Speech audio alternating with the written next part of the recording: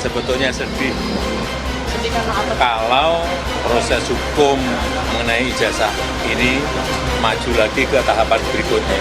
Saya kasihan, tapi ya ini kan sudah keterlaluan. Kelihatan Undangan klarifikasi sebagai diberitahukan saksi. kepada saudara bla bla bla bla bla sebagai saksi gitu ya. Ya. Di sini ada. Saksi. Kemudian tentang pasalnya banyak Oke, banget. tapi objek perkaranya ada untuk kasus apa? Nggak ditulis juga. Pasal-pasalnya ditulis. Pasalnya ada sabrek.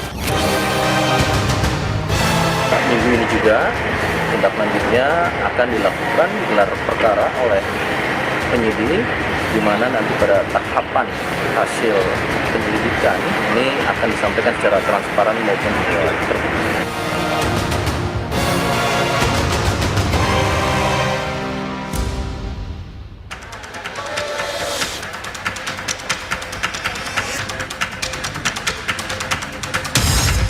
Sebanyak 22 pertanyaan diajukan penyidik Dirtipidum Bareskrim kepada Jokowi yang dinampingi koordinator kuasa hukumnya Yakub Hasibuan. Usai pemeriksaan, Jokowi membawa pulang ijazahnya yang sempat diserahkan adik iparnya ke penyidik. Ia pun berjanji akan memperlihatkan ijazahnya di pengadilan. Tudingan ijazah palsu yang menimpa dirinya membuat Jokowi mantap melanjutkan kasus ini hingga ke pengadilan. Namun saat dirinya disinggung soal pernyataan Megawati yang menyindir agar berani memperlihatkan ijazahnya jika benar, Jokowi mengaku sedih. Saya itu sebetulnya sedih Karena apa? kalau proses hukum mengenai ijazah ini maju lagi ke tahapan berikutnya. Saya kasihan, tapi ya ini kan sudah keterlaluan, jadi ya kita tunggu proses hukum. Megawati sebelumnya menyinggung polemik dugaan ijazah palsu saat memberi sambutan di acara peluncuran di Badan Riset dan Inovasi Nasional. Saat itu, Mega tak menyinggung langsung nama Jokowi, namun dia menantang agar pihak yang sedang digugat tak perlu ragu menunjukkan ijazahnya jika asli. Orang banyak tuh sekarang udah bridging urusan ijazah benar apa enggak. Ya kok susah amat ya. Kalau ada ijazah itu dulu kasih aja ini ijazah saya. Itu loh. Nah dengan demikian ya ini kan saya pusing ya ngurusin orang lain. Keraguan atas keaslian ijazah Jokowi yang semakin liar dengan kemunculan gugatan demi gugatan terhadap berbagai pihak, termasuk institusi UGM, membuat teman-teman Jokowi semasa kuliah muncul, memberikan sejumlah kesaksian dan foto semasa kuliah. Kepastian akan keaslian ijazah Jokowi sendiri kini masih menunggu hasil uji lapor Bareskrim yang penyelidikannya sudah 90%. Tim Liputan Kompas TV.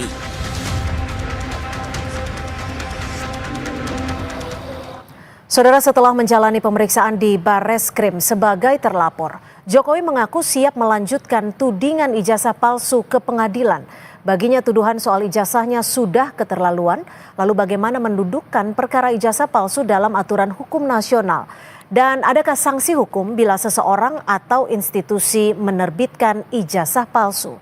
Kita bahas bersama kuasa hukum Joko Widodo, sudah ada Bung Yakub Hasibuan, dan juga sudah ada penuding ijazah palsu Joko Widodo, Bung Roy Suryo yang sudah hadir di studio. Terima kasih Bung Roy. Serta ahli hukum pidana Universitas Pelita Harapan, sudah ada Profesor Jamin Ginting. Terima kasih Prof. Jamin sudah bergabung bersama kami di Kompas Petang.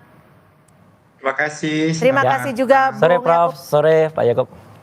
Ya, saya Sore akan Mas Roy, sore Mbak, Siap. sore Prof. Jamin. Ya, saya akan ke Bung Roy terlebih dahulu. Ya. Hari ini Pak Jokowi diperiksa dan juga kembali membawa ijazah yang sempat diperiksa ya, dilaporkan. Kalau Anda melihatnya, apakah ini bagian dari kesiapan Joko Widodo Ya, terhadap tudingan Anda? komentar saya satu, kalau boleh kita masyarakat Indonesia memberikan award kepada Bareskrim atas pemeriksaan yang luar biasa cepat ini. Ya, bayangin, 22 pertanyaan hanya dalam waktu kurang dari 1 jam. masuk tuh 947, sudah saya hitung tadi, keluar 1042. Berarti 22 pertanyaan tuh bisa diselesaikan, satu pertanyaan tuh kira-kira hanya 2 menit. Pertanyaan apa yang bisa diselesaikan selama 2 menit, Mbak Cynthia? Jadi artinya kita kan pernah tahu klarifikasi di Bareskrim itu nama. Masa itu sudah disiapkan, kecuali kalau selaku ahli, biasanya kita dikirim dulu melalui file alamat itu. Jadi di situ kita tinggal tanda tangan, tinggal baca lagi. Kapan waktu ngeprintnya, ya? Kapan waktu kemudian mendengarkan nama Bapak lengkapnya, baru. Jadi dugaan Anda apa nih? Dalam sekian waktu yang Anda sebut sangat singkat, menjawab 22 pertanyaan? Ya biarkan masyarakat yang menilai aja. Tapi kalau semua proses seperti ini, saya kira bagus Bareskrim dan kepolisian. Jadi pemeriksaan itu cepat sekali gitu loh. Kan 22 pertanyaan dalam waktu 1 jam, come on gitu loh. Logika sehat kita, akal sehat kita agak sulit menerima itu. Tapi ya boleh lah. Gitu. Oke, saya coba tanya ke Bung Yakub. 22 pertanyaan diajukan penyidik ke Pak Jokowi. Apakah sudah ada spesifik soal otentifikasi ijazah? Dan apa saja sebenarnya dari 22 pertanyaan itu yang paling besar porsinya? Iya, pertama-tama tentunya saya agak sedikit menyayangkan ya kalau Mas Roy mengomentari sesuatu yang Mas Roy tidak berada di situ tadi. Jadi kan tentunya beliau tidak mengetahui sebenarnya tadi prosesnya seperti apa. Dan mungkin harusnya di sini ada juga dari pihak penyidik untuk mengimbangi itu, karena yang berhak menjawab kan nanti penyidik. Tapi kalau untuk diskusi tadi, kalau boleh saya klarifikasi untuk tadi itu ada 8 pertanyaan besar yang terbagi-bagi, yang poin-poinnya itu kami total ada 22. Kalau hanya kita diskusi secara, walaupun kembali lagi, saya sebenarnya tidak mau mengomentari apa yang Mas Roy sampaikan. Tapi paling gampang nih Mas Roy, tanya, apakah Anda sehat? Ya, itu satu pertanyaan. Emang itu berapa lama butuh waktu yang menjawab, apakah Anda sehat Mas Roy? Nah, itu kan sehat jasmani dan rohani, kalimatnya panjang kan jawabannya juga. Sebentar Mas, saya lagi bicara Mas. Ya, tapi kan Mas Roy pernah diperiksa juga. Artinya tidak ada kesalahan dalam pemeriksaan apapun. Dan tadi Pak Jokowi sudah hadir sendiri untuk memberikan keterangan sebagai pihak yang diadukan atau dilaporkan. Nah, kalau ternyata sekarang Mas Roy mengatakan seakan-akan ada narasi-narasi keanehan, ya silahkan aja apa yang Mas Roy duga atau apa yang Mas Roy tuding, silahkan disampaikan aja Mas, kalau memang ada yang aneh gitu. Tapi kalau tadi dihadiri oleh banyak pihak juga, semua berjalan dengan normal dan sebagaimana mestinya. Bung Yakub, jadi yang paling besar porsinya dari 22 pertanyaan itu apa? Otentifikasi ijazah sudah ditanya juga? Ada, tadi berdiskusi mengenai pertanyaan mengenai ijazah ada, pertanyaan mengenai skripsi ada, pertanyaan mengenai KKN ada, dan ada juga tadi mengenai ya pengalaman Pak Jokowi lah pas kuliah. Ya mungkin teknisnya nanti bisa ditanyakan langsung ke penyidik. Dan ini kan udah masuk ke pokok perkara, jadi saya tidak mau mengomentari terlalu jauh mungkin Mbak. Oke, tadi ada map yang dibawa oleh Pak Jokowi, itu ijazah asli? Betul, itu ijazah asli yang sudah dikembalikan kepada Pak Jokowi. Karena kemarin itu kan sempat, sebagaimana kita semua tahu, sempat kita serahkan kepada Bareskrim melalui saudara Bapak Jokowi dan juga kami dampingi juga untuk dilakukan uji forensik. Nah sekarang karena kebetulan Pak Jokowi juga diminta keterangan, akhirnya sekaligus serah terima dikembalikan lagi. Karena ini masih tahap penyelidikan, jadi tidak ada sita menyita, tidak ada apapun karena masih tahap penyelidikan. Nah, gitu, gimana Bung Roy, sudah dibawa loh ijazah aslinya? Makanya itu, jadi harusnya ijazah itu kalau selaku barang bukti, apalagi itu primary evidence, itu disita harusnya. Atau satu lagi, tadi kan terlihat map itu terlihat tipis ya, kita bolehlah kita menduga ya, atau kita berpraduga.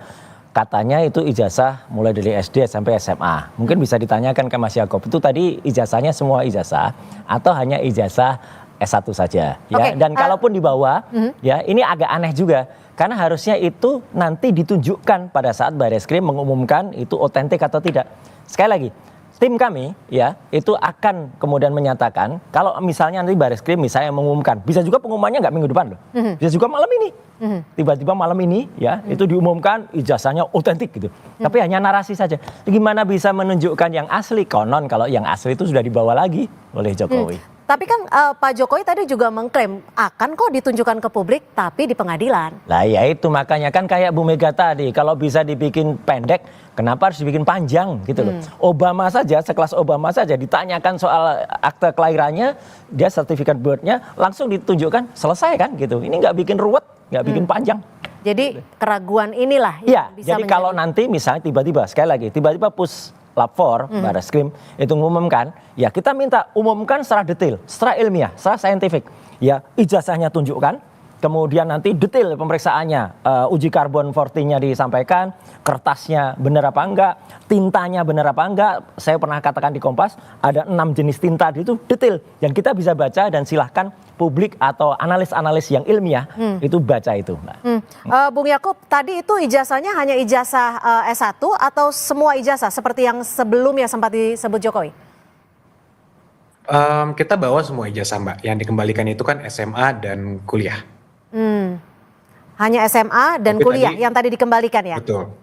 Artinya Betul, Mbak. nanti, artinya ijazah asli ini sudah diperiksa secara laboratorium forensik? Iya, informasi yang kita dapatkan seperti itu.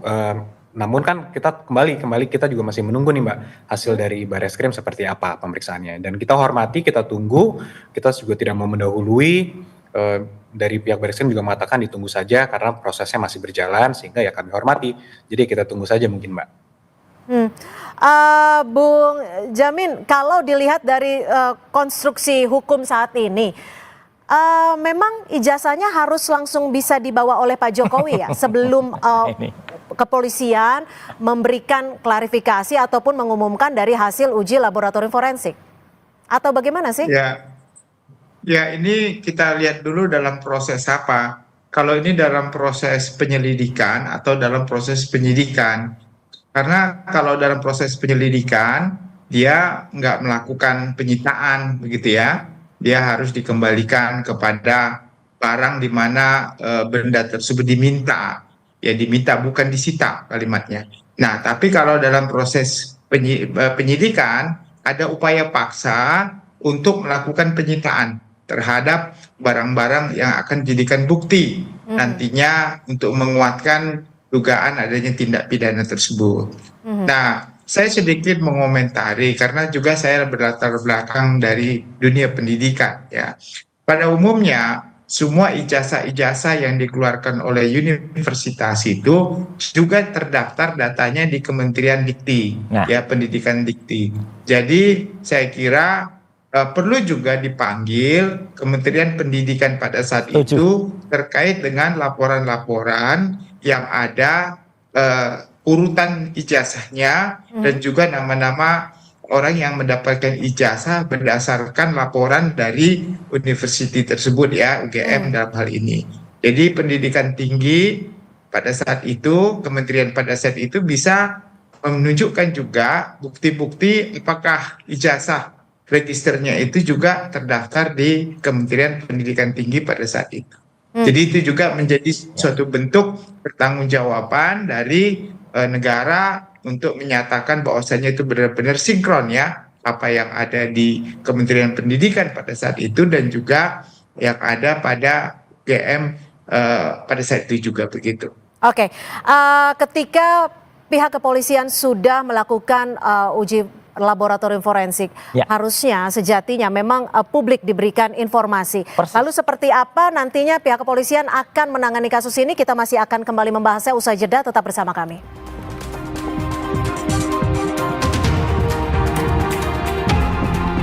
Masih kita akan lanjutkan dialog terkait dengan tudingan ijazah palsu Presiden ke-7 RI Joko Widodo. Saya akan langsung ke Bang Jamin. Bang Jamin koreksi ya kalau saya salah ya. Undang-Undang Cipta Kerja tidak lagi mengatur sanksi pidana khusus untuk pemalsuan gelar akademik dan ijazah palsu karena menghapus pasal 67, 69 Undang-Undang Sisdiknas. Apakah dengan adanya perubahan ini akan mempengaruhi tidak hanya delik hukum, tapi juga akan mempengaruhi kedudukan hukum dalam kasus tudingan ijazah palsu Jokowi? Ya, tentu kita bedakan antara Undang-Undang Sisdiknas dengan perbuatan pidana dalam hal ini. Karena di Undang-Undang Sisdiknas itu tidak sampai sekarang juga tidak boleh mengatur tentang adanya unsur pemidanaan. Semua unsur pemidanaan itu dilimpahkan atau diatur dalam ketentuan KUHP. Di dalam KUHP tentu penggunaan dokumen palsu yang diatur dalam ketentuan pasal 263 ayat 2 itu merupakan dasar ya adanya suatu perbuatan pidana. Jadi kalau ada orang memberikan dokumen palsu untuk mendaftarkan diri sebagai pejabat negara, maka di situ ada penggunaan dokumen palsu secara sengaja yang merugikan. Merugikan tentu dalam ini siapa yang dirugikan? Siapa saja yang boleh merasa dirugikan dengan adanya pemberian dokumen palsu itu untuk digunakan begitu. Jadi nggak ada kaitannya dengan orang pencari kerja ataupun orang-orang yang memberikan pekerjaan yang diatur dalam undang-undang Omnibus Law tersebut ya begitu. Nah, itu saya kira relevansinya lahirnya ke sana nantinya begitu. Jadi memang harus ada pemisahan seperti itu ya. Bung Roy, sebagai pihak yang bisa dikatakan meragukan, menuding adanya ijazah palsu Pak Jokowi. Apa sebenarnya yang Anda harapkan dari pemeriksaan Pak Jokowi hari ini? Hasilnya? Yang diharapkan hasilnya adalah sebuah hasil yang benar-benar independen, objektif, transparan kepada masyarakat dan diumumkan secara terbuka dan bukan hanya di ujung ya gitu. Karena ijazah ini nggak bisa terbit ujuk-ujuk, nggak bisa terbit sekonyong-konyong. Dia ada proses yang panjang gitu. Misalnya apa? Sebelum ijazah itu ada yang berkali-kali saya sebut skripsi. Ya skripsi itu saya sudah pegang primary evidence dari wakil rektor. Dan di primary evidence itu jelas-jelas betul nggak ada lembar pengesahan, tanda tangannya didukukan, tidak ada nama Pak Kasmujo ya. Dan Pak Kasmujo baru-baru ini alhamdulillah mengaku sudah dia bukan dosen pembimbing skripsi, padahal dulu 2017 dikatakan ini dosen pembimbing, terus bolak-balik itu sudah terbuka juga kebohongannya. Gitu. Tapi ada beberapa kolase foto atau foto-foto yang saat ini sudah banyak beredar. Apakah itu tidak meyakinkan Anda? Kan ada Pak Jokowi pakai foto, pakai toga. Mau 1.000 foto ya atau 1.000 pengakuan. Sekarang kan didanyakan kan ijazah. Jadi bukti primernya nanti memang ijazahnya. Kecuali orang-orang itu kan aneh ngaku pakai ijazahnya masing-masing, nggak ada gunanya. Itu hanya digunakan untuk komparasi, misalnya jenis kertasnya, kemudian tintanya, dan itu pun juga diumumkan terbuka. Tapi sekali lagi, nah kalau kita lihat foto ini nih, Bung Roy bisa lihat nih ya, ada beberapa foto, ada Pak Jokowi di situ disebutkan pakai baju toga. Foto-foto ini harus diperiksa juga. Gitu, baik secara analog maupun secara digital. Karena saya belum pegang foto-foto ini juga, gitu. Karena nggak bisa juga, karena foto-foto ini kan sudah repro kesekian kali. Tapi Anda nggak yakin nih, ini kan foto-foto toga kan biasanya memang untuk saat wisuda. Ya, terus terang saya harus meragukan ya, karena foto-foto ini hanya itu yang kemudian tampil, ya. Tidak ada foto yang kalau dikatakan zaman segitu kan belum banyak kamera, come on, ya gitu, sudah banyak sekali yang ada dan foto-foto harusnya bukan cuma ini, gitu loh. Foto-foto tuh bisa banyak kali kan, dan bisa aja foto yang KKN nantinya, foto yang di perkuliahan. Tapi artinya gini, oke lah kita tunggu prosesnya. Tapi kalau proses itu tidak transparan dan tidak kemudian independen, izinkanlah kami dan juga selaku saintis dan mungkin wakil dari masyarakat untuk menolaknya. Gimana Bung Yakub? Ini masuk dalam pertanyaan tidak? Ataukah dari pihak kuasa hukum memiliki otentifikasi lain untuk menguatkan bahwa ijazah yang dituding palsu itu tidak benar? Ya tentunya kan kita sekarang sudah membawa ini ke jalur hukum, Mbak. Jadi tentunya para penyelidik di tingkat penyelidikan ini memiliki struktur atau metode penyelidikannya sendiri yang tentu kita semua tidak bisa intervensi. Nah, apakah mungkin nanti akan dipanggil saksi-saksi, apakah nanti akan dicek ke lembaga yang menerbitkan, karena kan logika simpelnya kan sebenarnya dari awal kami sampaikan begitu. Ada pihak-pihak tidak percaya sama Pak Jokowi, sehingga ditanya dong, ijazahnya yang menerbitkan siapa? UGM. Ditanya UGM ternyata betul, sudah betul. Ditanya lagi saksi-saksi lain pada saat beliau kuliah. Ditanya lagi ternyata betul, pernah berkuliah bareng, pernah wisuda bareng lagi. Jadi kalau sekarang sudah melewati proses-proses ini, tetap ada pihak-pihak yang meragukan, ya jujur kita bingung mau kemana lagi kan. Oleh karena itu kita tempuh jalur hukum, sekarang biar penyelidiklah nanti yang akan menentukan melalui skema, metode, dan juga struktur melakukan investigasinya sendiri. Yang itu nanti akan menerbitkan suatu temuan, tentunya kan ada suatu conclusion nanti. Kesimpulan dari hasil penyelidikannya apa? Ya itu yang kita tunggu, agar semua terang benderang gitu Mbak. Bung Jamin, apakah foto-foto yang saat ini beredar cukup menguatkan, memastikan bahwa Joko Widodo memang mengikuti kuliah di UGM dan lulus sebagai sarjana kehutanan? Ya, tentu kalau kita bicara dalam pembuktian hukum pidana, kita perlu ada saksi, ya, ada bukti ahli, ada alat bukti keterangan petunjuk dan juga alat bukti terkait dengan adanya bukti surat. Nah, ini yang paling penting menurut saya adalah alat bukti. Kalau terkait dengan ijazah itu kan tentu ada saksi ya yang melihat bersama-sama dengan beliau dan bukti surat ijazahnya tersebut ya. Nah, nanti tinggal di komparatif ijazahnya dia dengan beberapa ijazah yang seangkatan yang tamatnya sama dengan Ini dia. menarik. Mengenai jenis tinta, jenis huruf dan segala macam pasti identik begitu ya. Nah, itu bukti surat. Dan bukti saksi tadi ya teman-teman dia, bahkan guru-guru atau dosen-dosen dia itu kan bukti saksi-saksi yang melihat, mendengar dan mengalami langsung bagaimana dia berkuliah dan bagaimana dia berwisuda pada saat tersebut. Nanti baru ahli lah ya, tentu ahli yang bisa memastikan akurasi dan otentisitas daripada ijazah tersebut.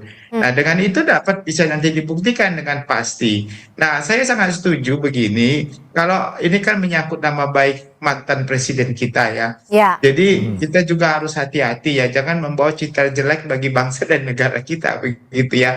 Jadi satu sisi, jadi kebenaran material kita perjuangkan, itu hal yang paling utama. Tetapi di samping itu jangan kita memperlakukan mantan presiden kita seperti orang yang sangat bersalah kan di media. Itu kan mencitra Ya, kalau nama salah baik gimana? negara kita juga begitu. Ya, Gimana, Bung Roy? secara material prosedurnya tetap kita jalankan. Saya nggak Oke. Itu tidak ada masalah. Kalau kita tidak percaya terhadap ketentuan hukum yang berlaku di Indonesia, sah-sah saja. Tetapi terkait dengan pembuktian, kita serahkan kepada pihak yang paling berwajib. Kalau pihak berwajib kita tidak percaya lagi, saya khawatir nanti saya kira ada cross examination yang kita bisa lakukan. Ya. Contohnya pihak pelapor ini bisa meminta ahli dari luar negeri yang Setuju. sudah dulu juga dilakukan Nah, kasus ini Mirna. masuk tuh, Kasus Bang. Mirna kan kita juga Ya. ada ahli dari yang luar negeri yang Oke. bisa dihadirkan Oke. untuk meng-cross examination begitu. Ya. Gimana Anda Gitu. menanggapinya, Ya, Bung Roy? terima kasih Prof. Jamin. Jadi inilah sebenarnya yang ditunggu oleh masyarakat. Jadi sesuatu yang independen dan terbuka. Jadi jangan kemudian, sekali lagi saya hormat betul kepada Mabes Polri, apalagi dulu-dulu saya juga selalu diminta untuk kesaksian. Tapi jangan kemudian menunjukkan sesuatu yang lucu atau yang aneh gitu ya gitu. Misalnya pemeriksaan yang sangat cepat, kemudian tiba-tiba sudah balik ya gitu. Kemudian yang menarik, saksi-saksi itu juga menarik, Mbak Cynthia. Jadi kemarin ada juga yang speak up gitu ya, misalnya namanya Andi Pramaria. Ternyata dalam sebuah podcast ada yang sempat keselip juga, salah juga dia nunjukin ijazah yang tadinya katanya sama tahun 85, ternyata yang tunjukin 89. Sekarang mulai nggak berani lagi dia muncul gitu loh, karena ijazahnya ternyata salah gitu yang ditunjukin. Ini kan aneh. Jadi nggak apa-apa, kita tunggu prosesnya dan juga moga-moga apa yang diharapkan oleh semua, terutama transparan dan kejujuran, supaya yang ditunjukkan oleh Pak Kasmujo, ya, kejujuran itu luar biasa. Oke, Bung Jamin, kalau Anda melihat dari proses dan struktur hukumnya, ini sudah tepat atau masih dibilang sangat lama? Singkat saja. Sebelum kita saya ke Bung kira Yakub. ini on the progress ya. Saya kira ada pihak yang melaporkan ke Polda, ada pihak melaporkan ke Mabes, dan ada kasus perdata. Saya kira menurut saya lebih baik kasus pidananya yang terlebih dahulu, karena keperdataan ini kan hanya terkait Maaf Prof, dengan apakah itu ada perma kasusnya nanti tahun lebih nomor lanjut 1 atau tahun tidak. 56 harusnya perdata dulu kan Prof? Gitu loh. Itu berbeda ya. Iya, Kalau ada perma terkait loh ya. dengan hak atas kepemilikan, siapapun yang pemiliknya itu boleh di keperdataan. Ya. Karena untuk menentukan. Tapi ini kan bukan terkait dengan hak atas kepemilikan ya. Oke, dua-duanya biar Otentitas jalan. suatu dokumen, kalau otentitas suatu dokumen harus diselidiki tentang kepidananya Perdatanya dulu. dulu. Baru Oke. nanti kalau memang itu ada mengakibatkan ganti rugi. Begitu. Oke, Bung Yakub, hal-hal apa saja yang disiapkan dari tim kuasa hukum untuk menghadapi kasus yang saat ini? Ya kalau dari kami tentunya tidak terlalu banyak yang disiapkan Mbak ya, karena kan ya semuanya sudah sesuai dengan kebenaran yang ada, semua dokumen yang kita pegang juga sesuai apa adanya, jadi tidak ada persiapan khusus. Jadi ya kita monitor saja untuk kasus yang di Barreskrim yang dimana Pak Jokowi juga merupakan terlapor dan teradu, itu juga kami menunggu juga kalau setiap ada panggilan atau ada undangan seperti apa, itu Pak Jokowi juga langsung hadir seperti tadi dibuktikan.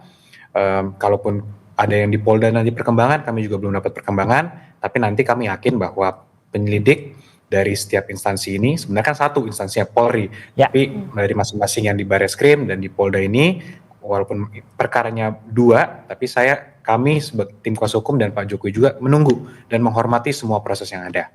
Mudah-mudahan semua bisa berjalan dengan cepat sehingga tidak berlama-lama lagi nih kita menunggu kepastian-kepastian yang menurut kami sebenarnya sudah pasti. Cuman ya biarlah proses berjalan, Mbak. Ya. Oke, Bung Roy, bagaimana Anda melihat saat ini struktur hukumnya dan apakah Anda siap jika nanti dipanggil kembali? Kalau kemarin Anda dipanggil tidak ada namanya? Iya, tidak ada nama terlapornya, lokus dan tempusnya juga salah. Ya, gitu. Tapi kami siap ya, bukan hanya saya, Mbak Cynthia. Teman kami siap kalau semua itu proper ya pemanggilannya, dan ini bagi pembelajaran bagi kita semua. Sekaligus kemarin kita sampaikan detail ya soal undang-undang ITE itu harusnya kayak apa, karena kebetulan saya dulu termasuk orang yang ikut merancang undang-undang ITE dan keterbukaan publik. Jadi supaya tidak salah, sayang kalau Mabes Polri atau khususnya kepolisian itu kemudian quote and quote kayak dipaksakan melakukan undang-undang ya, atau memaksakan undang-undang yang tidak pada tempatnya. Kita memang Anda melihatnya begitu sekali? Iya, karena ada pasal 32, 35 Undang-Undang ITE yang itu mau ditimpakan kepada kami dan itu salah besar ya. Tapi kalau mau ditimpakan kepada saudara Sandi yang mengupload tanpa izin Jokowi ya, nah itu baru masuk gitu, baru asik. Oke, gitu. Baik. Terima kasih Bung Roy sudah hadir bersama kami di Kompas Petang. Dan juga Bung Yakub Hasibuan, terima kasih. Dan Bang Jamin Ginting, terima kasih untuk perspektifnya sore hari ini di Kompas Petang. Selamat sore. Terima kasih Mas Yakub, terima kasih Prof. Saudara, informasi lainnya di Kompas Petang masih akan kami sajikan selepas jeda. Di antaranya Komisi Pemberantasan Korupsi menggeledah kantor Kementerian Ketenagakerjaan di Jakarta.